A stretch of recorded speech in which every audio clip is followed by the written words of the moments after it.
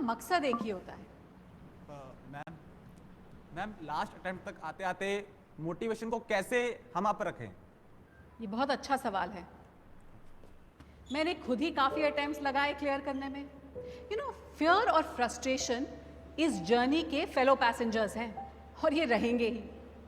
तो अपनी जर्नी पे फोकस रखिए और फेलो पैसेंजर्स से बात करने की ज़रूरत ही क्या है।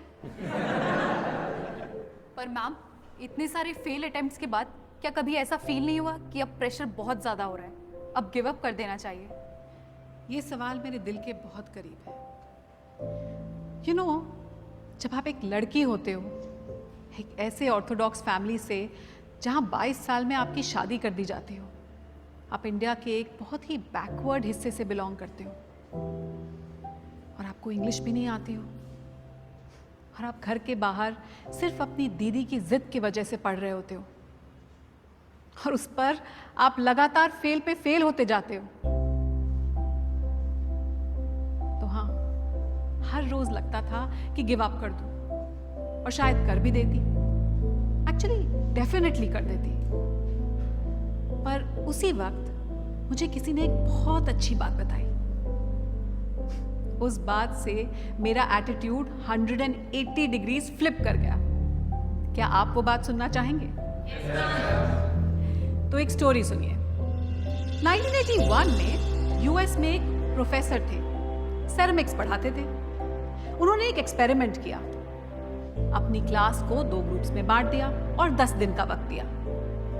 पहले ग्रुप को उन्होंने ये टास्क दिया कि वो सिर्फ एक परफेक्ट मटका बनाए, सिर्फ एक। और दूसरी ग्रुप को ये टास्क दिया कि वो जितने हो सके मैक्सिमम मटके बनाए और क्वालिटी की चिंता बिल्कुल ना करें। दोनों ग्रुप्स ने अपना काम शुरू किया।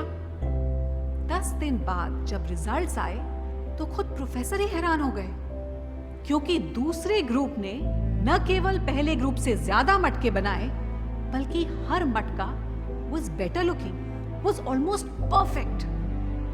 सब सोच रहे थे कि ये कैसे हो गया। आप जानते हो ये कैसे हुआ?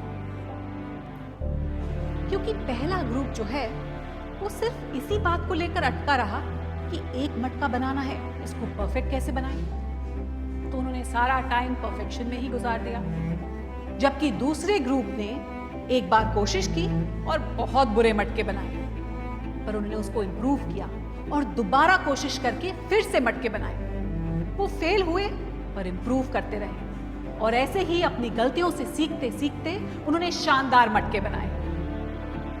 तो इसीलिए आप अपनी गलतियों से डरिए मत, भागिए मत। अपनी गलतियों से सीखिए, अपने फेलियर से सीखिए और आगे बढ़ते जाइए।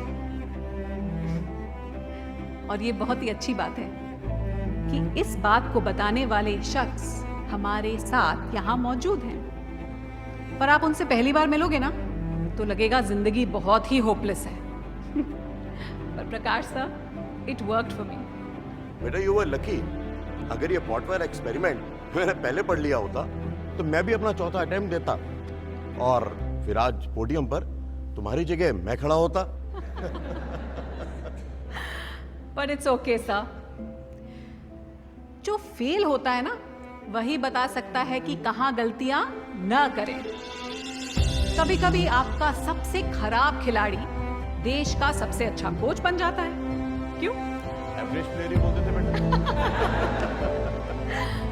तो आप सब डटे रहिए, फेलियर से मत भागिए, क्योंकि फेलियर ही आपको सिखाता है और फेलियर ही IAS बनाता है। आप सब लोग पोएम्स तो पढ़ते होंगे मोटिवेट होने के लिए। तो मेरा एक फेवरेट पोएम, ये एक फेवरेट पंक्ति आप लोगों के साथ शेयर करती हूँ कि कौन कहता है आसमान में सुराख हो नहीं सकता। कौन कहता है कि आसमान में सुराख हो नहीं सकता।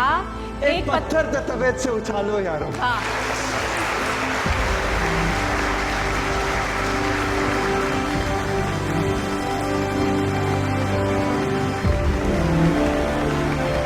इसी के साथ मैं आपको कहूंगी all the best, don't give up.